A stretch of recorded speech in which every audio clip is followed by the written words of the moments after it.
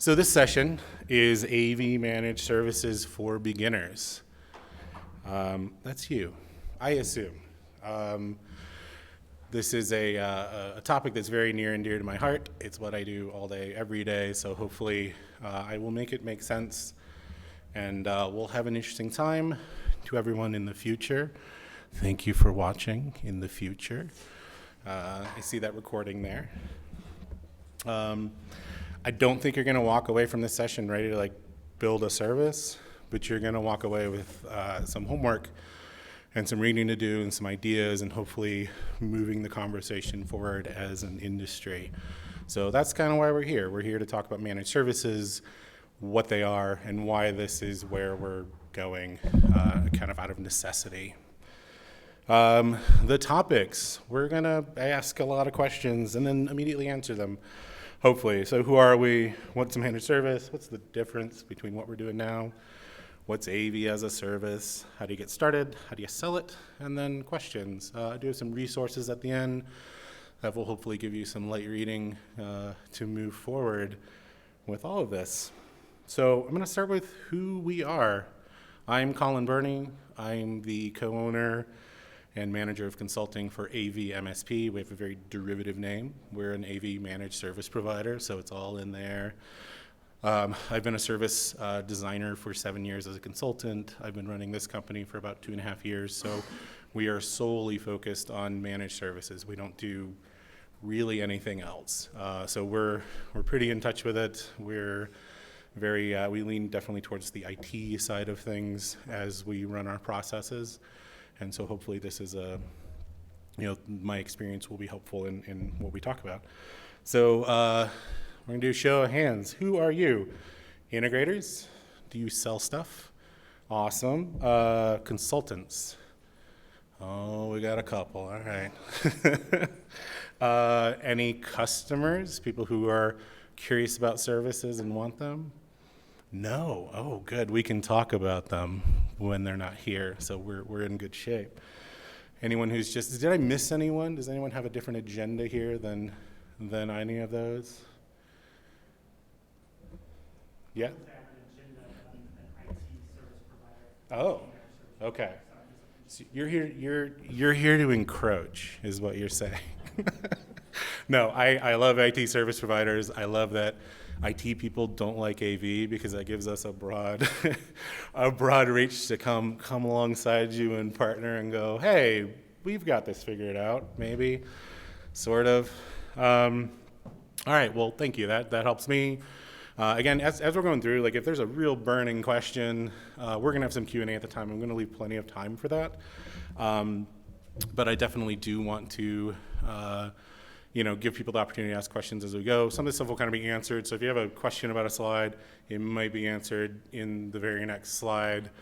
So maybe wait on those. But if there's something that I just completely skip by and is confusing, we'll revisit it. Just shoot a hand up and we'll talk about it.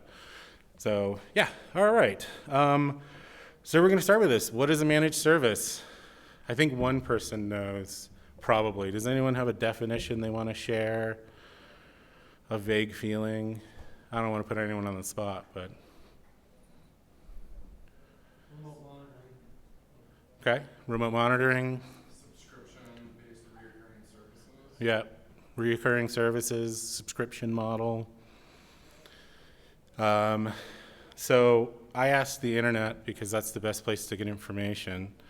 On LinkedIn, Leanne said, leaving a stuff to experts so I don't break expensive equipment that I know just enough about to be dangerous. Joe Way, some of you know him. He, of course, had a very thorough response. Basically, you're giving oversight of part of your business operations to a company. It's often accompanied by SLAs. This could be installation, maintenance, on-site support, design. All of these things sort of fall under a managed service in a vague way. Not satisfied, I went to Reddit. Reddit said, AV managed services are services that are managed in AV. We as an AV company will manage all of your relevant services. It goes on from there. Please give us money. And then Mr. Lazy Boy says it's a waste of money. So We have a variety of information about this. If you ask ChatGPT, it's probably going to tell you something along these lines. I don't really know. But let's talk about it. What is it technically? So it's an outsourced responsibility for maintaining and anticipating the need of a variety of processes and functions. Very vague. That's contract language. The subtext of what it is that it's cheaper than in-house management, and it's going to improve your operations. If I can do it in-house better than you, I'm not going to hire you to do it. A lot of times what we're finding is that, IEV falls to one person who probably doesn't even want to be doing it in the first place, and that's the people we're here to help, is to take the lower hanging fruit off of their plate. You kind of start from the bottom up, and you take on things that are repeatable processes, and there's a whole framework to it, and that's what we're actually going to get into here. So what is a managed service? It all began back in the 90s. The brief history of this is that back in the 90s, we had computers and servers. There were nerds at benches soldering things back together when they broke, and this is what we called break fix. It was, you report an issue, someone shows up, they fix it with a soldering iron or with a command line that they refuse to tell you about, and then we move on.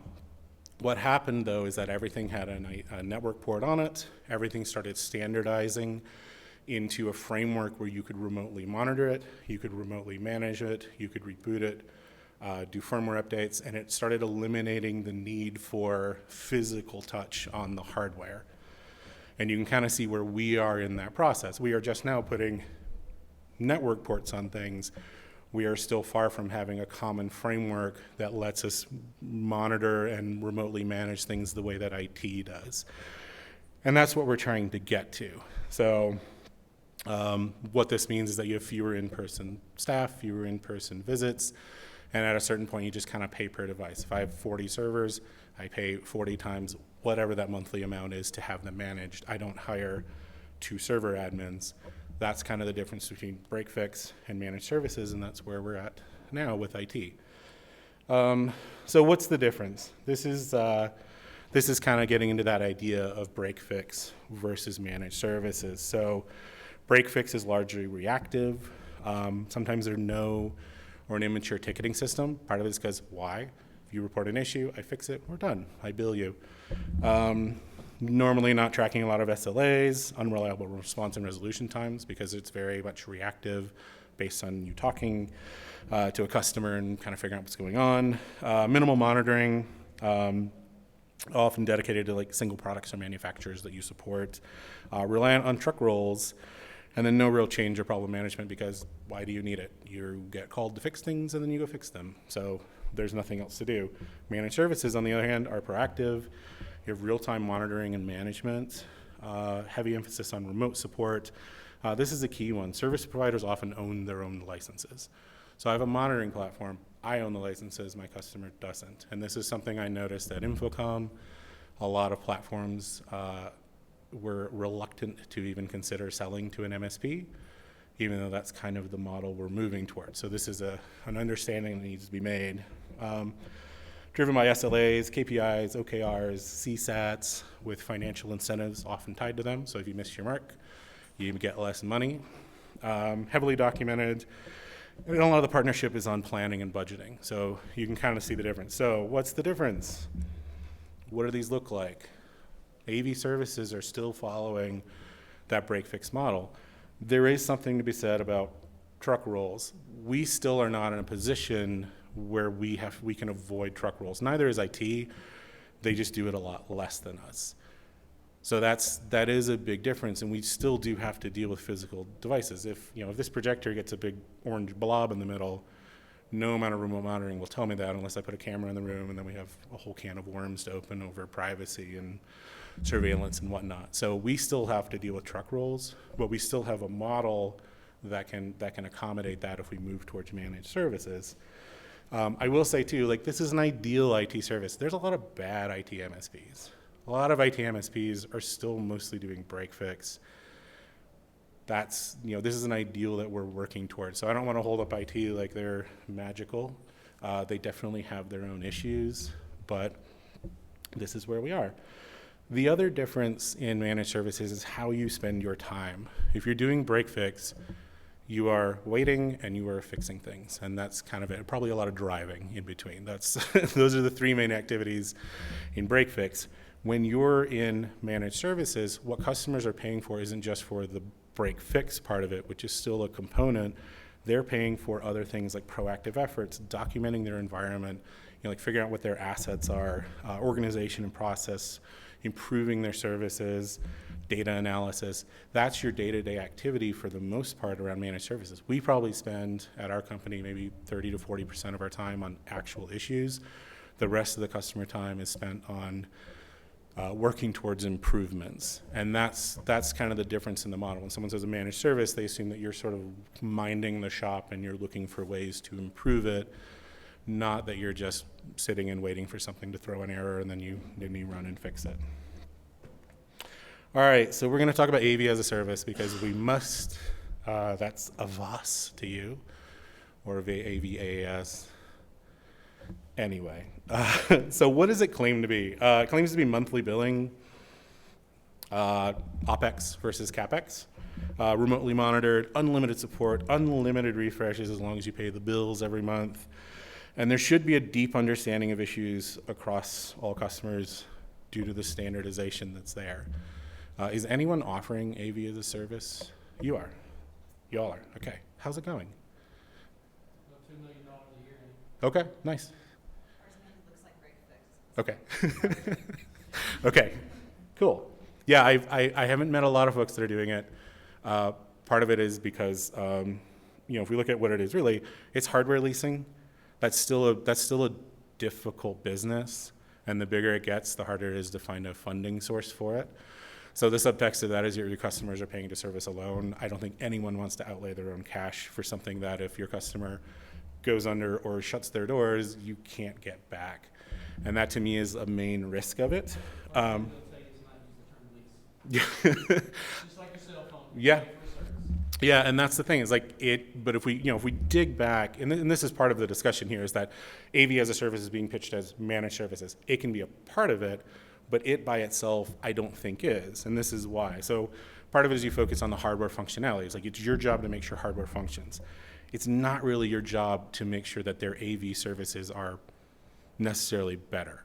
And part of that's a customer. If they don't open your doors to you and say, hey, help us make things better, then you're basically there just doing break fix on the hardware that they have leased. You either have individual standards or you have no customization. Every customer I know is special. Since there are none here, every customer is special, and they all have their customizations, and it gets really complicated when you start having variations, because then you have to build individual workflows, individual monitoring APIs, individual processes, RMAs, all of that. As standardized as you can be, that's where this works.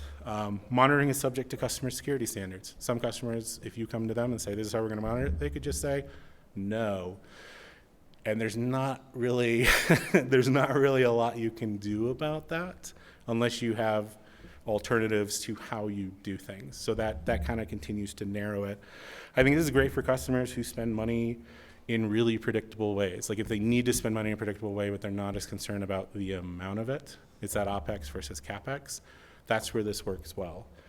But like I said, I would say it's not a managed service because it's only a portion of it. It doesn't inherently include the things that a customer would expect when they see the words managed service, and I think that's important to make a distinction on. Can it be a part of it? Absolutely. I can see a managed service built with AV as a service as a function of the hardware portion of it, but there's still additional management that needs to happen around it.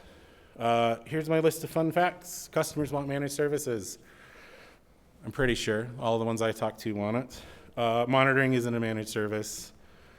AV as a service is not a managed service, although we can argue after if you want to.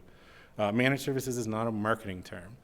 I've seen it used by a lot of companies as a marketing term, and then you open the box and it's break fix inside. So that to me feels a little either disingenuous or it shows a lack of understanding towards what it wants. They hear customers want it, so they put the label on it and change nothing about their internal processes. Customers who don't pay you regularly are not your customers. This is really important around managed services. A company that only calls you every 3 years for integration isn't a customer.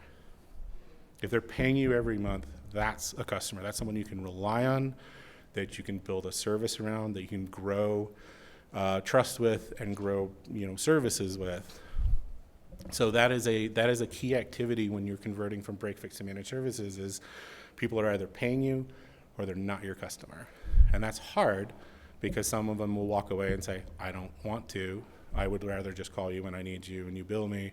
But that doesn't really keep the lights on, and it doesn't help you build a reliable recurring service. So those customers that want to be on a T&M contract, they at least have to pay something every month to make sure their name is in the book when they call. And then the last thing is that you make money from labor, not from hardware on an MSP. That's how we operate. You can definitely be a part of it. I think hardware opportunities are built into what's there.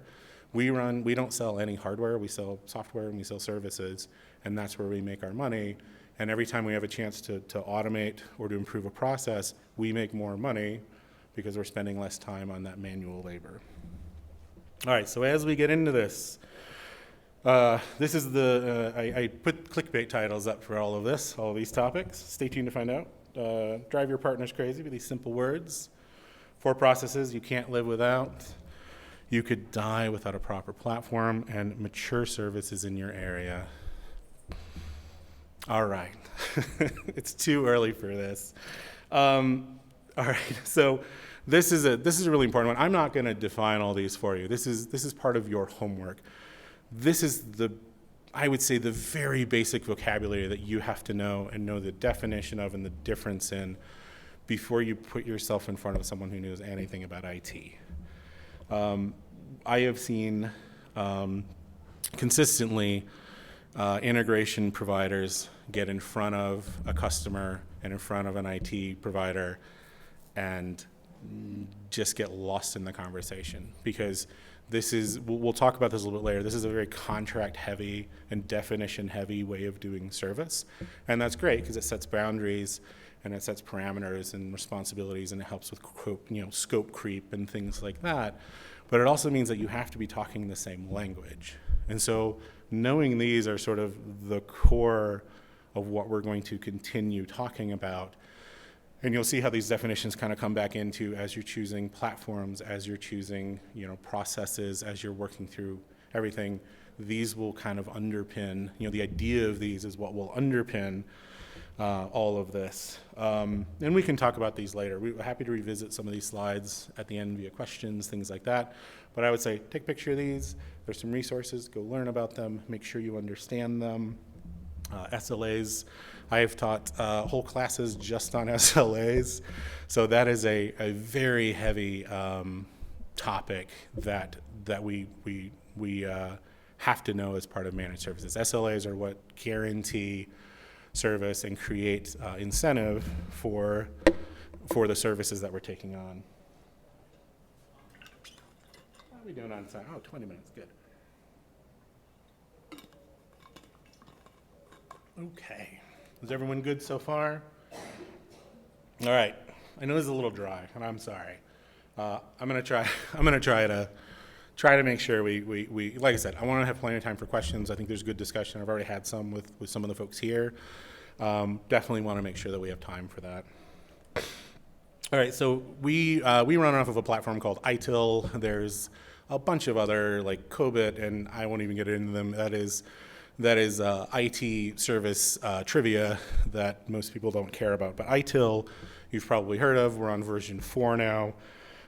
We have these things called practices, and the practices define the process and the relationship between these things. So these are the core practices that you need to run a managed services. Incidents, which is your issues coming in. Problems, which is collections of issues. This is how you get ahead of things. If you see the same device fail in 5 different rooms, a flag should be raised and a problem ticket should be created, and you should be getting to a root cause. Customers get really frustrated when they see you roll a truck 50 times for the same issue over and over and over, because they wonder why you're not figuring out what's causing this. And so problem tickets are where you get into that issue and set of issues, and you try to come up with a plan, whether that's a refresh, replacement, something else. That's for you to decide. Assets, the other one. If you don't know what you have and what you're managing, it's really difficult to run a service like this. You have to have a really good system in place for that. Knowledge is the other one. So part of the things that come out of working incidents and especially working problems is that you have knowledge that is then available for the next time. So if you know that there's a known error, you can put it in your knowledge base. Your skill workers can then reference that to fix issues as they come in instead of having to figure it out over and over and over. And then the last one I'd say is vendor management. In this industry, and I know also in IT, vendor management is a huge part of what we do. We should be taking responsibility as managed service providers for managing our downstream vendors, whether that's other integrators doing work for us. So if I don't have coverage in an area and I roll trucks from someone else, I need to be aware of their performance and how they're responding. If I have manufacturers, I need to be checking their progress and making sure that they're actually living up to what they say. Most manufacturers have some sort of guarantee about when they're going to get gear back to you or how they're going to respond. No one's really checking to see if they're doing it, and we have that opportunity, and that allows us to make informed decisions as we're talking to our customers later on. So this is sort of the framework for it. The other thing as we're getting started is you need a platform. You cannot do this in a monitoring platform. You could probably do it in Excel. It would be probably one of the most miserable things imaginable. And this is really one. So you need to pick a platform, just an ITSM platform. Let's see what we have available. ServiceNow, Manage Engine, Topdesk, Atlassian, Avanti, Easy Vista, BMC, Halo, I use that one. ServiceAid, I don't like the name. CitySmart Alloy, are we done yet? No, there's more. These are all platforms that Gartner has given a star rating to under ITSM. They all kind of do the same thing. I don't know why SAP could be an ITSM platform. Would I use it? Probably not. And I will tell you that if you're getting started, this is probably where you're going to hit a roadblock and you're going to go through some serious delays. I know several integrators that are really trying to get into managed services, and it's now been 3 years or more since they've tried to start picking a ticketing platform. At some point, you got to pick one. I like PSAs personally. They're sort of that single pane of glass. They bring in a lot of outside services. I use Halo. You can take my recommendation. You can take other people's recommendations. A lot of people like to talk about this platform. Really in the world of sort of the forward pushing IT MSPs, they're mostly using NinjaOne, Halo, and there's a handful of other that are coming up, but that's sort of the front edge of where we are in the sort of, I don't know what wave of managed services we're at in IT, but that's sort of the new wave of things. Things like ConnectWise are kind of the old guard. They still work, but they're probably not as advanced as some of these that are moving forward. So you can take my recommendation, but this is something that you need to do. Start here. What does it need to do? It needs to do all of these definitions that we talked about. It needs to be able to track SLAs, store all of your information, and then report on it. You definitely need a self-service portal. We can't. We based on SLAs, I don't have a call response time. I don't pick up in 3 rings. I respond to you within 2 to 4 hours, depending on the level of severity. It's easier to give customers a place to put in information. It's also where they can go to get information. If they want reports, they want to see what's happening across their environment, or to look through historic data, that's what you need to do. PSAs are great because they integrate into other services. That's definitely going to be something you want to do because we work through all these different manufacturers. It needs to be able to grow with you. Like I said, you could build this with a Google form and a spreadsheet. Is it going to grow? Probably not. You'll probably stay stuck, and that's sort of that maturity conversation. Has to be something where you go, okay, this has a lot of features. I'm not going to use them all, but I will, or I might. They needs to be available. And your platform needs to be your single source of truth. This is where things get really messy. All of your CRM, your communication, your incidents, your information, communication with customers should all happen in one platform because that gives you overview of what's going on. Your communication with manufacturers should happen out of this platform as well. These platforms will all email, text, WhatsApp, Teams chat, that all exists within these platforms. If you have information that's outside of this, that's where you get into the trouble if someone goes on vacation and then a ticket, goes stale and you have an angry customer from there. So pick a platform. I'm happy to chat about it anytime. But if you don't have a platform, you absolutely need one, and they're not that expensive anymore, which is great. ServiceNow, astronomically expensive. Is it great? Absolutely. It depends on what you have available. That's not an endorsement. That's just how it is. Few more things to do before you get started. You need to have consensus as to why you're building it. Some people view service as a loss leader for future integration. That's okay. That's fine if you're doing that. Other people want to break into certain markets. Some people want to partner. We're going to talk a little bit about some of these, verticals. Some people want to partner with IT MSPs. Some people want to have direct customers. We provide services to integrators who don't want to do this. So there's a lot of ways you can do this, but you really need to focus on why you're doing this, because that conversation is really important. So the underlying thing is we want to make money, but it's that secondary reason of how do we think this will make us money that needs to happen. You need a full-time service leader.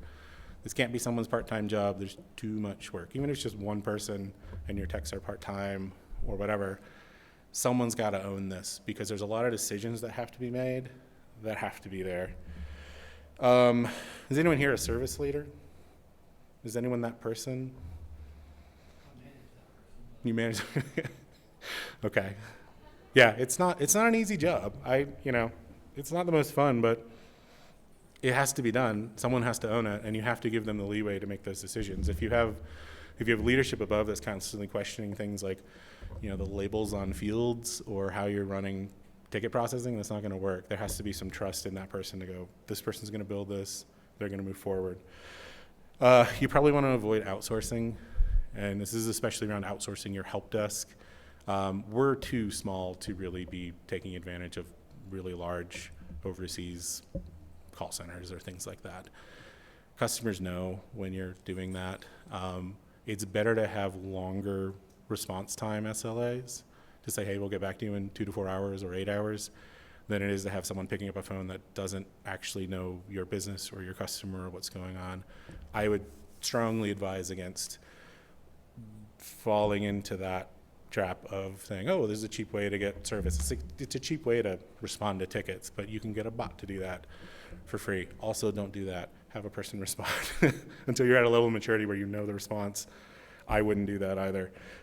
Know how to admin your platform. This is a huge cost that you'll incur. If you're hiring someone to admin your platform, you're going to pay a lot of money. So you need to learn how to admin your own platform because the changes you're going to make are constant. Every time you want to make a tweak or a little change or change a field or a process or a flow or something like that, you should just be able to do that. And that's something that you need to either roll into that service manager role or roll into someone else's technical role to be an administrator. And then the last thing is consider hiring outside of AV. AV people are great, but AV people are focused on AV. They have a history with AV. IT people who are in MSPs understand what we're doing here. And it's, I think, a lot easier to train people on how to use AV and not how to do all of the underlying process to manage services. So I'm not sure what your hiring plans are, but that's something to consider as well. All right. How do you sell this? We'll get into that in a second. I need some water. Any questions so far? Are we good? If you were to have limited resources, what service platform would you start with of all of those? Of all those? Like I said, I like Halo and Ninja One. They're two really solid ones. There's a lot of public, they do a lot of public-facing development and a lot of community interaction. Some of the communities I'm going to refer to later, they're active in there. And so part of it is if you're small, getting help, like I can talk to people on those teams on Discord or on Reddit or something like that. And that to me is valuable. So those are two that I really like. I know that there's others that are kind of coming up. And there's always something new. But those are kind of the two main ones that people are going with. And there's other underlying products that IT people use that we probably won't. Like Knowledge Base is one where some people like IT Glue, some people like Hoodoo, some people like other platforms. Part of that becomes preference after a little while. But the sort of transparency and the development process of those has been good. So, and the cost is still pretty reasonable on those. They charge, like, it's an all-inclusive platform with one seat fee per person. So, yeah. Anyone else? Good. Cool. All right. We're going to talk about some things. We're going to talk about ideals. Please enjoy this relaxing waterfall while we talk about this. So for me personally, coming from the customer side, I was always very frustrated with how service was presented and managed. And part of the frustration was that it made my life harder, but it also made my end user's life harder because I would have downtime, I would have devices that didn't do what they said they were going to do. Things weren't delivered right, and that's really frustrating. And so for me, part of managed services is there has to be some element of caring about your customer and caring about their struggles and caring like they do about their users. Obviously, we're here to make money. That's what we're doing. We're in business. But there needs to be something at the core of why you do this. And that compassion does make a difference. That's a key factor, because if you're looking at this sort of scrum of everyone who can provide services, the person that comes in and says, hey, what are you about? What does your business do? What are your struggles? What are your concerns? That's that listening and that caring that can get in there. The other thing that you need to do is this managed services let you have a better life for your employees as well. If we don't let customers set the terms of engagement and make unreasonable demands and out of our demands and things like that, we can let people just work a normal job and have expectations around them. Setting up those boundaries is healthy for everyone. So for me, those are my ideals. I hope they're sort of your ideals. That's kind of that log line to pin up, is that we're trying to make things better for everyone. I've had my share back in the day of, hopping in a van at 4 p.m. on a Friday because some customer's mad and my entire, evening is destroyed. That's not what we should be doing to people. Nothing is that important. We should care more about our employees. We should care about our users, but we need to have a way to address that, to say, hey, this is what we agreed to. This is what's reasonable. We'll always do our best to exceed what you've required of us, but those requirements kind of help us make sure that everyone's lives are predictable. I've often said, like, IT, the reason IBM is really successful is that they are an absolutely predictable, mediocre experience. You will get the same okay experience no matter what. And that's what people like. They're like, do I love it? No, but it's predictable and I can deal with that. And to a certain extent, we sort of have to move towards that model of saying, hey, I'm not going to save your meeting. We don't do that anymore. Unless you're going to hire someone to sit on a bucket outside the room, we don't save meetings. That's just not something we do, because you don't want to pay for that, and we don't want to put forward that stress on people. So that's kind of where we fall philosophically. And I'm hoping that helps us get in the mindset of what we're going to do when we build this whole thing. So this is kind of the life cycle of managed services. There's sales, onboarding, service, renewal, and it should go forever in a circle. There's the main service that sort of kicks it off, and then every out of cycle or addition or engagement kind of goes back through this whole cycle. So we're going to kind of look at the life of this through this lens and go through some of these items. How are we doing on time? 30. Yeah, we're good. We're doing good. We have time. All right, so sales. This is the mechanism. So this is where you need to hire a lawyer, because this is incredibly contract heavy. Master service agreements, terms and conditions, the way your pricing work, your quotes, your scope of work, all that needs to be really solid, because if there's a loophole in it, your customers' lawyers are going to find it, and there's going to be ambiguity. You can't have that. You have to be really clear. And this is probably one of the most important steps, other than getting a platform, is having your world set up. And the reason I put this in sales is because this is what determines what your salespeople are going to be able to sell. If you're not clear on what you can and can't do, then your salespeople will go out and they will promise anything at all. And we don't want that. You need to give them the tools they need, right? They'll be like, yeah, 24/7. Yeah, we'll answer the phone.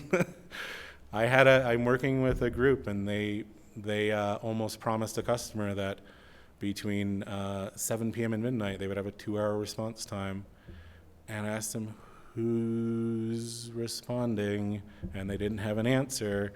So I don't know. I assume it's the owner of the company, since he's the one who put it down. So don't do that. You need to get really specific on how you do that. This is where you set your SLAs. This is where you figure out your margins. This is where you figure out how what percentage of labor you're going to spend on break fix versus the other improvements. We're not, in managed services, we're not really in the business of trying to max what we're doing. We're trying to figure out the right number of hours to charge our customers so that we can provide a service and they can get what they need. We're trying to be fair with this. Charging someone enormous amounts of money for an hour of work a week isn't going to work. They're going to figure it out. It's not great. So yeah, this is a really important part. You need to sit down. I definitely, like I said, terms and conditions are great. There's a lot of boilerplate out there. There's groups like Tech Tribe that have a bunch of standard templates.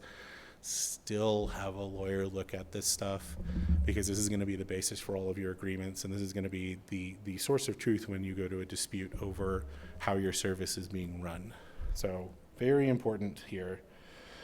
The sales method. This could be a class unto itself.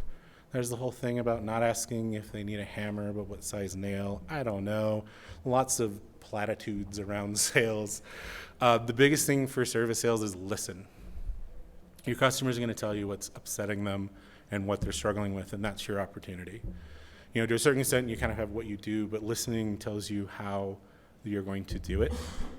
Focus on solutions, not software. They don't care what you use, unless it's a problem security-wise or a problem in some other way. For the most part, pick your tools. You're providing a service, not software. If you want to sell software, go sell software. That's not what we're doing. We're not selling software. Don't go out and sell some AV monitoring platform as your sole solution. You need to sell a capability that maybe that underpins, but you need to have alternatives and other options. In sales, you need to know your team's capabilities. That goes back to that process we just did before. You can't go out and promise things that you can't actually deliver on. If you have an idea, definitely bring it back. And that's where we go to customer feedback. Bring it back, because maybe you say, oh, shoot, we didn't think of that. Digital signage is one. Digital signage is a great managed service opportunity, because you can just say, for one price, you get a TV, you get a player, you get a CDN, and you get someone who can help you, load slides from time to time, answer questions and all that. They don't need to know how much the CDN costs.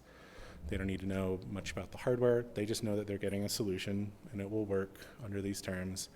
That's the kind of opportunities that you can look for. And so as your salespeople are talking to customers, this is a really good way to find those new opportunities. The last thing is be patient. Most of these come out of a large budget cycle, and unless you catch someone right about now's the time to talk to customers, because they're setting a budget. They're planning for the next year. So if you don't get them right now and manage to convince them to buy a service, it might be a year or more until that comes in. We don't get a lot of out-of-cycle sales in managed services. There's definitely an opportunity, like we said, about going in and trying to convert your T&M sales to more of a managed service side. But this is going to be something that requires patience. You're probably looking at a 2-year lead time from when you start. And that's the sort of I've been a service consultant for a lot of years, and my pitch has always been, if you go with me in 3 years, things will be better. And no one wants to hear that, but that's the reality of what we're dealing with. These are all long, slow cycles, because if we move fast, we're going to create a lot of problems, and most customers aren't ready to move fast on sales either. They need time to suffer after having heard your advice that they should stop suffering, and it'll take them a while to get moving. Onboarding. This is another big problem that a lot of integrators have. As soon as you onboard a customer, you can start billing them. So if it takes you 3 months to onboard a customer, you're doing work without getting paid for the whole time. Maybe you'll have an onboarding fee, but really you want to get into service as quickly as possible. This is something where I say just use a spreadsheet. You need a minimum amount of information to start servicing a customer. You need to know where they are, you need to know what stuff they have and what's under contract. You can start with a list of rooms, list of sites and contacts. That's all you need to start a managed service. All that other great stuff about getting monitoring hooks in and alerting and all this stuff set up, that can be on a timeline that's set out in your contract. But your goal is to get billing as soon as possible, because every month that goes by is just more time you're not billing. So that to me is like, this is a really key portion. This is something that you need to practice. You need to do demos on. You need to make sure your team knows how to onboard really, really quickly so that you can start billing. And they need to understand what that process looks like of the sort of long tail of the onboarding process after you've gotten them in the system and you're ready to go. So, because like I said, this is a long-term thing. Whether you take, a day or two or a week isn't really matter when you're talking about years of service that are going to go into building this. So do it fast, start billing. Customers don't really complain that much about that. They want to start getting value as well. So service, again, this could be a whole course or a seminar or a weekly, a weekly class for a year. This is something that people devote their careers to. This is what I do, and this is a skill set that falls under what I would call the service delivery manager. If you don't have a service delivery manager, that's another role that may be the head of service, but it also may be something separate if you have that sort of structure and budget for it. So daily service management is a part of it. That's making sure your ticket queues are moving, that things are being responded to, the hygiene of the data that's moving in and out in people's work. Monitoring. So we'll get into this a little bit after this. Most people in the IT world call it RMM, that's remote monitoring and management. Preventative maintenance, we'll also talk about that, so we'll put a pin in that. Data and analysis, so this is where you provide value to your customer. So you're looking at all this data and all this information coming in. It's your job to condense that and bring it back to the customer and say, hey, we've noticed this thing, here's information that should be actionable. Reports and reviews, that's how you do it. And then continuous service improvement. That's improving your customer service, improving your internal processes, improving your relationship with other vendors, making replacements, finding new software products, testing them out. That's a whole part of your mechanism as you go forward. Practically what this looks like, so here's where we put this. This is my opinion. So you don't need to take this at face value. This is just me. Your service delivery manager is probably going to know more about your customer than anyone, including your account manager. And that's generally why I put them up with the account manager reporting to them, because the account manager is there to make sure that renewals are processed, sales is processed, take them out to lunch. The service delivery manager is talking to them every single day, knows all the information coming out of their system, looks at those problems and all this information, and they're the ones that are going to be managing this. You then have your tier 1 and tier 2 folks. So you're going to have the people that are there to respond. If they can't get it solved in 5 or 10 minutes, then you kick it up the ladder to someone else.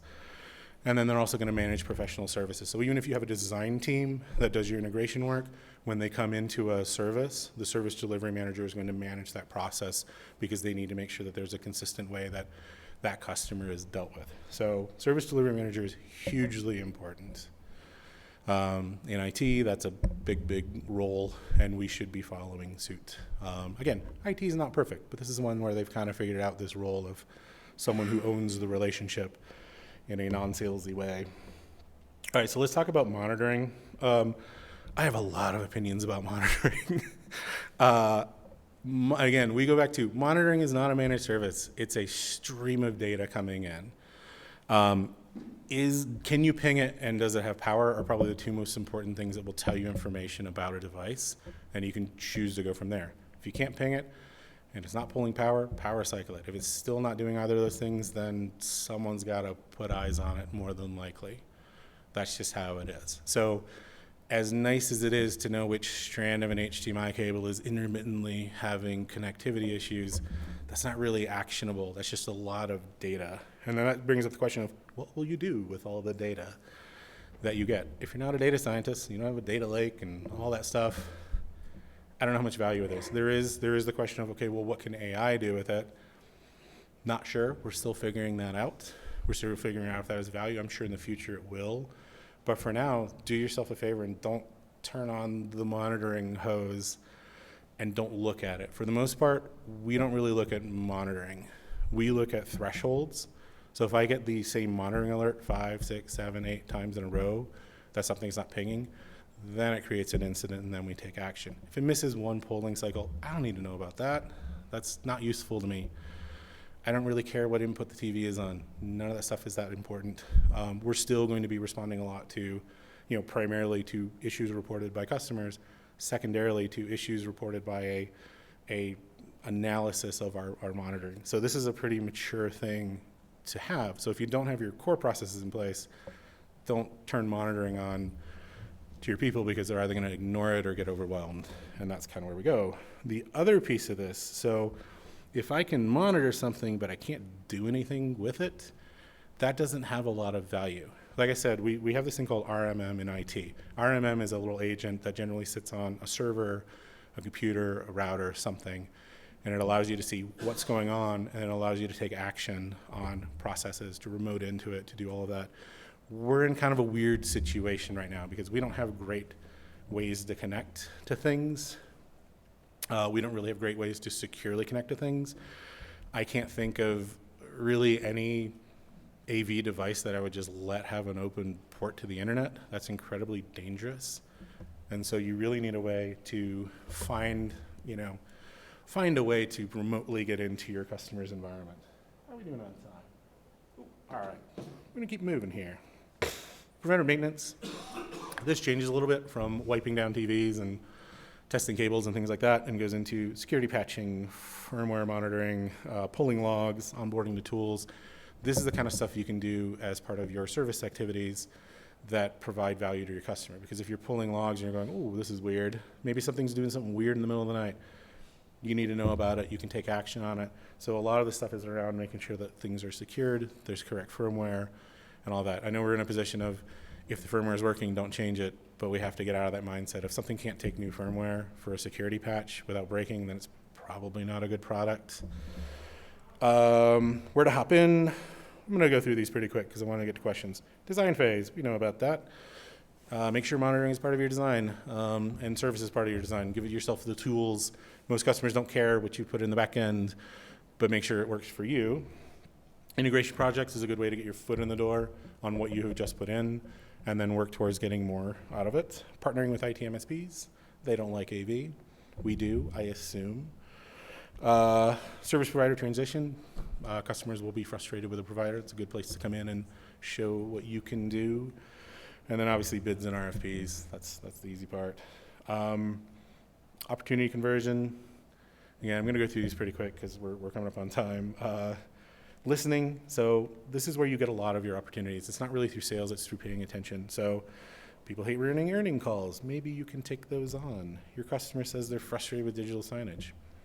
Maybe there's an opportunity there. They're opening a new office. Guess what? You know about it before everyone else. That's a great opportunity. The other piece is looking at data. Maybe they spend a lot of time on marketing videos. You could be providing that service. Make it a monthly fee or make it a professional service. You've noticed that screen share devices now have a fatal flaw in them and it's not being patched. Go to your customer. Now you have a software or firmware replace, or not firmware, a hardware replace project. And then you've rolled a truck a whole bunch of times to an office. Maybe you need someone on site, or maybe that room needs a refresh. You need to, these are opportunities that you can take out of this. And so this is how managed services grows and gets momentum, is you find these opportunities as you're listening. These are some professional services. I'll poke at the last one. Staffing is something I really don't like. Staffing isn't really a lot of value to someone. If you have someone you're just selling someone a person, then there's not really a incentive to keep you around. That person is what they want. So usually people should be paired with some kind of service. Like, we're gonna put a person on site in order to provide management of these 26 rooms. We're not saying it's a labor contract, we're saying it's a service management contract. So, yep. Last thing, this is a huge one. I would just take a picture of this and research it. Third-party risk assessments. I don't know if you've ever been through one of those. Anyone had a TPRA? It is rough. And if you don't know what they're talking about, it is really rough. Compliance is a big part of that. Compliance as a service is a thing now. They can do those for you, but that's more money. At the flip side, you should be doing the same thing to your vendors and products. You should be asking them the same questions that a customer will ask you. Are you secure? Have you done penetration testing? How do you report on security incidents? Things like that. Again, this is a whole topic. We'll probably have a class on it at some point in the future because this is a pretty heavy one. Make sure you have cybersecurity insurance. You're starting to touch things in a digital way. If someone manages to use one of your services to ransomware your company, you're in lawsuit world, and you need to make sure you have lawyer money through your insurance. So if you're running this and you don't have cyber insurance, you are taking a huge risk. We're going to go into questions. Do we have the? I know that this is a lot of information, and I'm sorry. Yeah. From a cybersecurity perspective and like penetration testing, isn't that on the OEM versus the system integrator? That depends. So there are, we had that conversation a little bit ago. There are some devices that are attractive and look nice to use. And you ask the manufacturer what they have done, and if they say, you can either take that as, well, I probably shouldn't use them, or you can do it yourself, in which case you're taking some risk on yourself. I think that anything that you're going to suggest that you put on a customer's network, you should go through some really basic security testing on. There are tools where you can just run, hammer it with like basic penetration testing. It'll go through known vulnerabilities in code and things like that. So at least you have some assurance to say, yeah, we evaluated it. It didn't throw anything major. It's not really legal assurance, but it does give you more assurance than doing that and seeing that something horrible came up and putting it in anyway. But I get that. Yeah, it's kind of yes, manufacturers should be doing that. I would expect that. The ones who are doing it, they should be who you gravitate towards. That's we're going to be walking around the show floor. Instead of asking about like refresh rates on a display, ask them about their security. That's a good way to start a conversation, and it's a good way to sort through all the different products out there is by seeing who's paying attention and who isn't. What about gross margins on services? That's a tough one. People run, like, in the IT side of things, it's usually between like 25 and 35% on that. But again, that's sort of like, it's sort of a thing of like, what does your customer base, what can it withstand? So, yeah. Yes? On the IT side, when we go hardware into our service plan, we are seeing 55%. Yeah, hardware is definitely more. Especially if you're doing like small one-off stuff, it goes up. But for like the labor for supporting that service, 25, 35-ish. Again, it varies. Yes? You've given us an overall picture. Can you give us an example of a win, let's say an AV-centric client that you help day to day that is a win for them, like they're paying $1,000 a month and you manage 5 rooms for them, like can you give us like a 100-foot view of what you do? Yeah, so we have a customer right now that we were in a pilot period with. So they give us a handful of rooms, and then they're moving towards a larger rollout. And where we saw a lot of wins is that because we had RMM tools in place for some MTR rooms, we were able to catch. So I don't know if you know about MTRs, but they reboot every night at about 1:30 in the morning, depending on your time zone. And sometimes they don't come back up.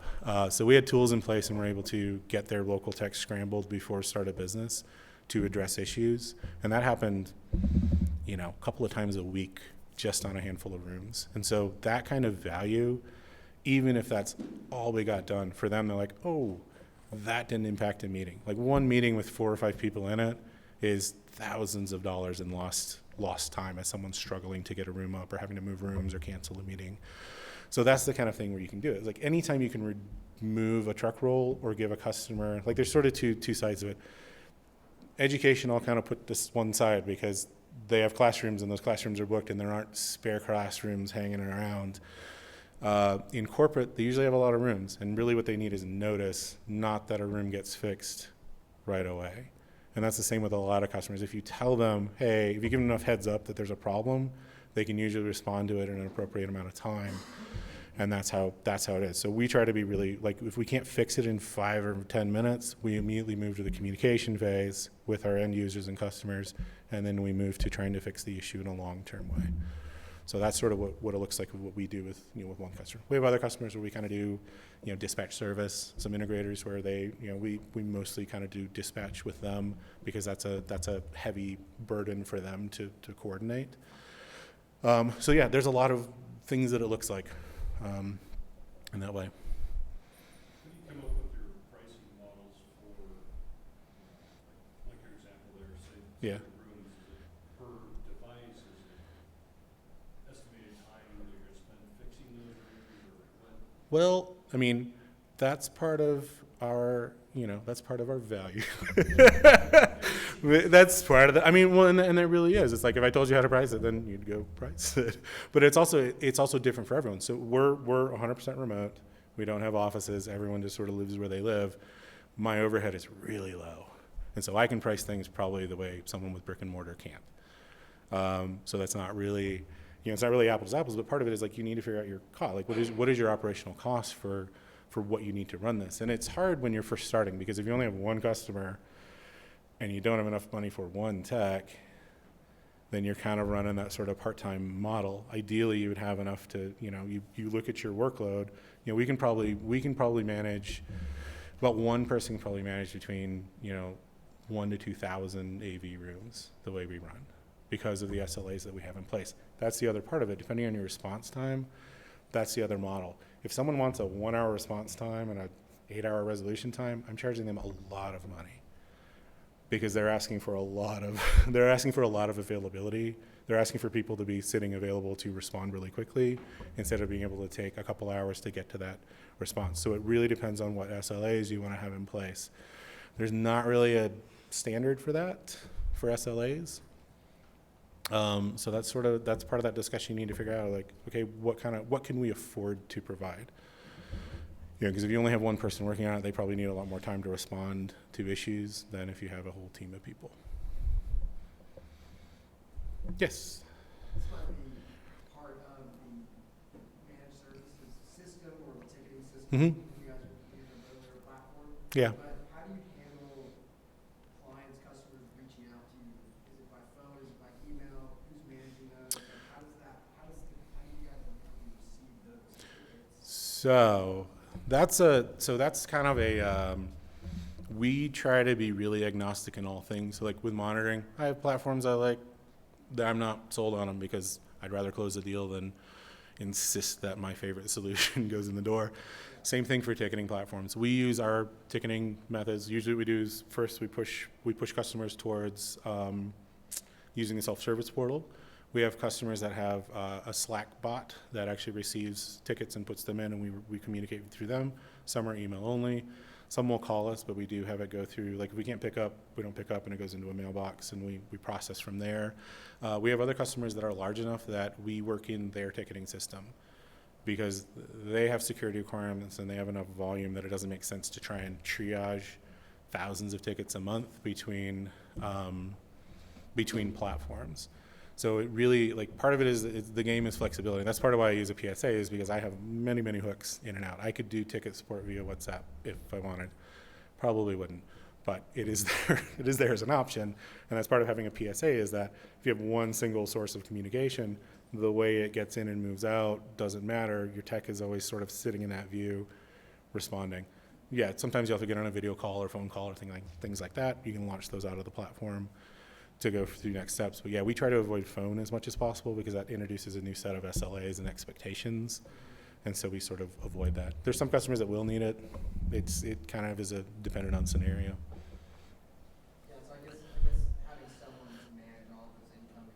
Yeah. Is going to be key. Yeah, so I guess there's many different methods. they're, yeah, now they all come into the same queue. Doesn't matter where they come in, they all come in and they sit there in the same way. So when we come to ticket management, we manage them in the same way regardless of how it gets ingested. I use Halo. Yep, Halo PSA. Halo ITSM, I don't know, they're kind of rebranding. But Yeah, that's what we use. Go ahead. For if we have SLAs that require like 4-hour, 8-hour resolution times, Yeah. keep all those extra materials on hand. So SLAs are kind of a funny topic. A lot of IT folks are starting to understandably be jaded about them because we have a game we play called SLA Hold, and I can generally close any ticket within about 1 hour of work time, even though it may take 2 to 3 weeks. And that's sort of the method of managing, is that you're always punting. So if I contact a manufacturer, it goes on SLA Hold with the manufacturer because I'm waiting to hear from them. If I'm shipping something there, it's on SLA Hold because I'm not the shipper.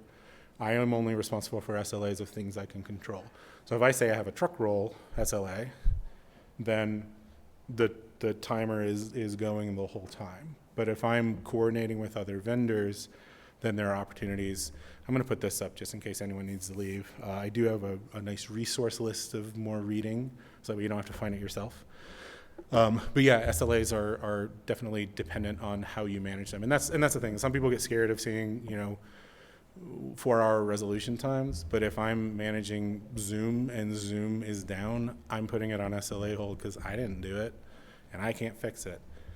So that's the game we play in IT. And that's that's why like SLAs are nice for the legal people. For us, we shouldn't ever breach an SLA unless we're being really careless in some way. Yeah. Part of the reason that I came in here today was because I just closed a project that's out of the country. Yeah. I'm really concerned about our ability to provide services Yep. in a timely fashion. Yep. It's only not. Can I reach out to you later via email and Yeah. talk about any methodologies or models that have been proven to Yeah. work in applications where this issue might be Yeah. common for Yeah. everybody? Well, and part of that is like when you're dealing with areas where you don't physically have presence, it becomes a discussion of your SLAs with other providers. So that has to be sort of a constant thing where you say, hey, can you go to this island and fix this? And they say, yeah. He's like, cool, I need a guarantee. And even if it's 5 days, then make it 5 days. And then you go back to your customer and say, here's the SLA from this vendor. And then it's your job to manage that and track it. And if they fail that, if they go 2 weeks, then you can go back and say, hey, I think we either need to have a conversation with this vendor, or we need to reevaluate how this model is working. But part of it is that's why, like I say, we kind of live and die by contracts in this, because this is what puts the boundaries in place, and this is what helps set pricing and helps set all the expectations. So if your customer knows it takes 5 days to get someone there, even if you report it Monday morning, that's the expectation. So that's part of it. And that's the thing is, like, I try to be really transparent with customers. Like, I don't want to hide anything, because that's how you get into trouble. Being really transparent, like, same thing. Like, if I have someone on site, I always tell people with staffing, it's like, I guarantee 42 weeks a year, 30 hours a week. Will they be there more? Probably. But I'm not going to guarantee it, because I don't have that level of control over someone's personal life, or hiring, or vacation, or injury, or whatever. And they have their lives lit. I don't do 52-week, 40-hour weeks. That's not what we do. It's the same thing with response times. I'm not going to guarantee a 30-minute resolution time on your meeting. It's not going to happen. Even if I have someone right there, it's probably not going to happen. Do you have more questions? Yes. Oh. Do you do consulting work? If we were interested in starting this, could you Yeah. consult with us? Yeah, reach out to me. Setting it up? Yeah, and we can chat about it. Like, there's a lot of, I can do that kind of stuff, but there's also a lot of, other companies, and depending what you need, yeah, feel free to reach out. We'll chat. Happy to. This is what I talk about all day, every day. So I understand, like, I go through this and it's just my normal cadence, but I know that this is probably new information for some folks, and it's not as natural. And this is where we need to, like, once you're able to have this conversation naturally, I think you're in that space. So that's part of, something to work towards. You have a question? What's your communication like with your customers? So let's say you are notified that there's a device that's not pinging. Yeah. You go in, you fix it, it's totally unknown to them. Hmm. How do you let the customer know, hey, you've got this covered, you can keep We generally cover that via service reviews. So if we have if we highlight that kind of stuff, we'll, if there's a lot of them, we'll put that into a kind of report where it's like, hey, here's the remediation action we took remotely with no impact. That's also logged in every ticket, so everything gets a ticket. If something happens, open a ticket. If I fix it, I close the ticket. Resolution notes, all that. So all that's reportable, and we can make sure that the customer's aware. And that's the thing. Like, that's why you want to ticket everything, because that shows that you're doing your job. It shows that you're doing what you need to do. It shows those wins, and those like weekly and monthly reviews are ways to like highlight your own success. Be like, hey, did you know we saved this? We saved you from walking into a gray screen on an MTR and a garbled panel just by like rebooting it remotely. That's good. That's what customers want, and continuing to highlight your success. Absolutely something you should do. It depends on size. Smaller accounts where we don't have a ton of volume, we'll probably do something monthly. For really high volume or very large customers, like with 200 to 300 or more rooms, we'll probably do like just a quick weekly check-in, because usually there'll be some other involved parties that need to be informed. So you'll have some IT site leads and things like that. So it's a way to kind of touch point with them.